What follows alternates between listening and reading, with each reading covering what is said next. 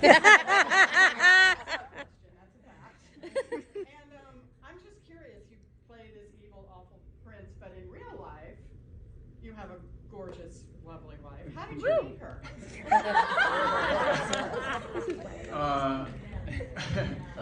It's funny that you ask. Actually, almost 13 years ago today, we met at a restaurant called Mexicali in Cedar City, Los Angeles. We had a couple of mutual friends' birthday parties, and one of whom is now my wife's best friend and the godmother to our younger son. And so I didn't know most of the people at the party, and so they sat me at the end, and they sat my wife Galadriel near the end with all the new people, because if you've met her and she's been at past Passionflix events, then you know she is wonderful and she can talk to anybody and make a friend. So she sat next to me at the restaurant, and we talked all night, and went out afterwards and hung out, and quickly fell for each other and started dating. And we've been married for 12 years, and we have two sons, a 12-year-old named Atticus and a 6-year-old named Sawyer. And I feel like I would be remiss if I didn't say that I am in a room full of beautiful women right now, but I cannot take my eyes off the most beautiful women.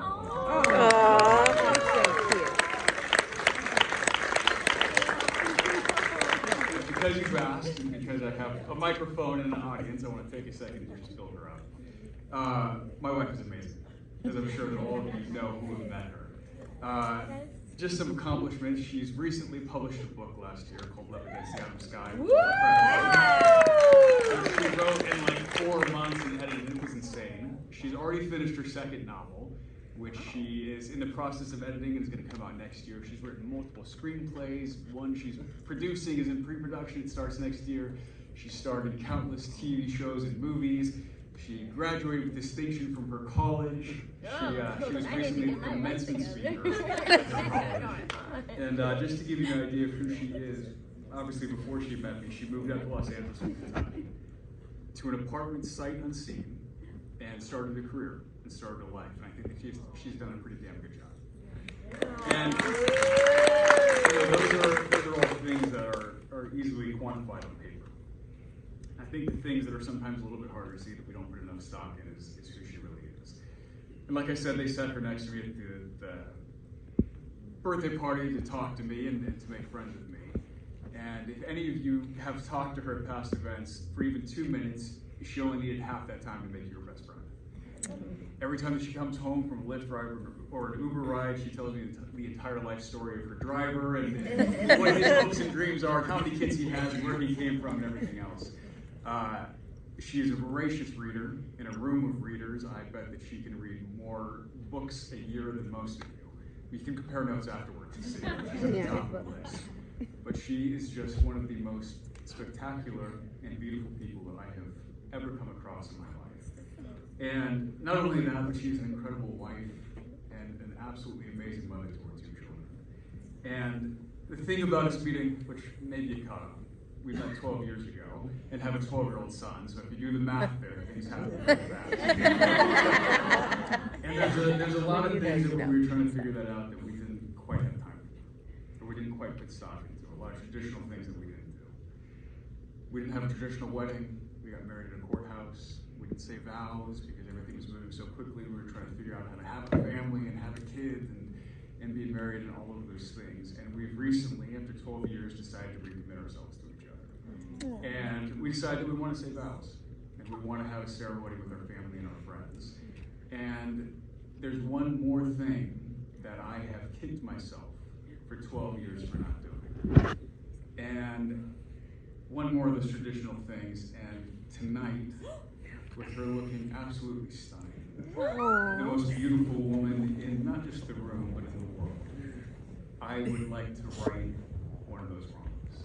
So, Galadriel, I wanted to know if you could come down here for just a second.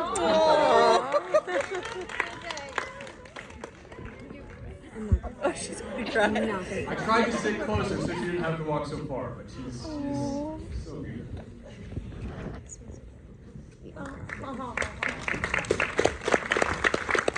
My husband's getting excited. Oh, my purse just fell down there. Not to be cheesy in the movie that we were just together. You are the love of my life. cannot imagine living a second of this life without you by my side. And not just by my side, but a step in front of me. Me being your foundation and your center that you can fall back on, who can support you and who can help you launch into all the incredible things that you're doing. And you are 10 times more beautiful to me today than the first day that I met you. And I am absolutely madly in love with you.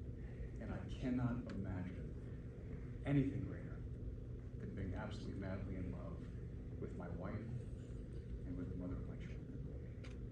And without hyperbole, you would make me the happiest man alive if you would agree to spend not just 12 more years, but 12 more years, and 12 more years, and 12 more years together until we have no more 12s left to have together. So, I have a question.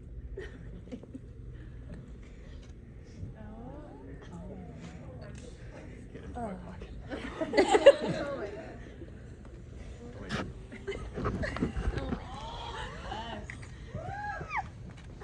Will you marry me?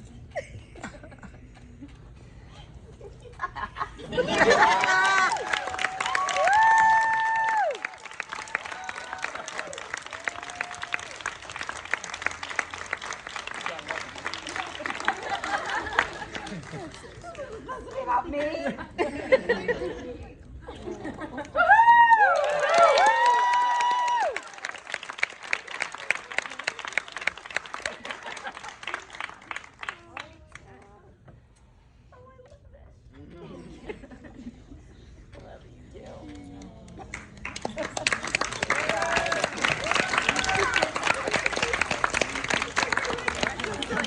You go back up to your seat or sit here.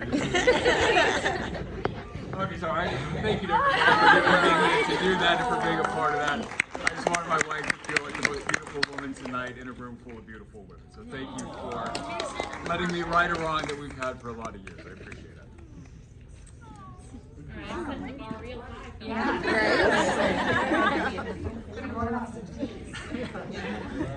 Night's over. Let's go home. Wow. Jan, any other questions?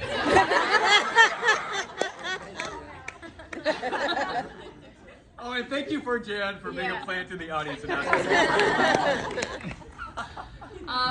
Well, everybody, on that note, awesome. Yay! Thank